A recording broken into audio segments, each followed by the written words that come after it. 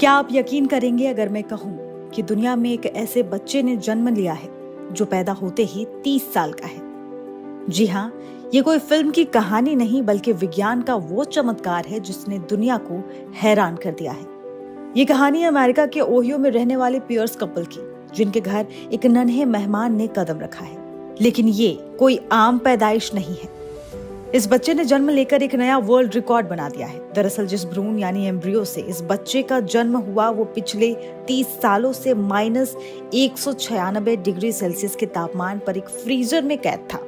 35 साल के लिंडसे और 34 साल के टिम पियर्स ने अपने बेटे का नाम रखा है थडियस डैनियल पियर्स।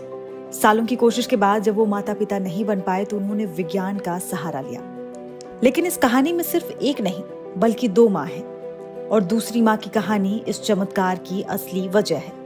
ये कहानी शुरू होती है साल 1994 में। लिंडा आर्चर नाम की एक महिला ने IVF तकनीक से 4 भ्रूण तैयार करवाए। उनमें से एक भ्रूण से उसकी बेटी ने जन्म लिया जो आज खुद 30 साल की हो चुकी है। लेकिन बाकी बचे 3 भ्रूणों को लिंडा ने फ्रीजर में सहेज कर रख दिया।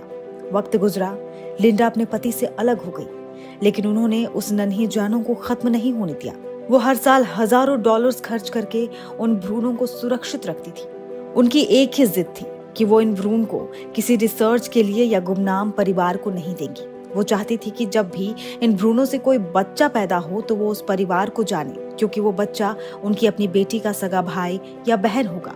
आखिरकार लिंडा को नाइट लाइट क्रिश्चियन एडॉप्शन नाम की एक एजेंसी मिली जो स्नोफ्लेक्स नाम का एक अनोखा प्रोग्राम चलाती है। इस प्रोग्राम के तहत भ्रूणदान करने वालों को ये चुनने का अधिकार मिलता है कि उनका बच्चा किस परिवार में जन्म लेगा। और फिर लिंडा ने अपने बच्चे के लिए एक अमेरिकी शादीशुदा और ईसाई जोड़े को चुना, और यहीं उनकी तलाश पियर्स कपल पर आकर खत्म हुई। पियर्स कपल का कहना है कि हम कोई रिकॉर्ड नहीं तोड़ना चाहते थे, हम बस एक बच्चा चाहते थे।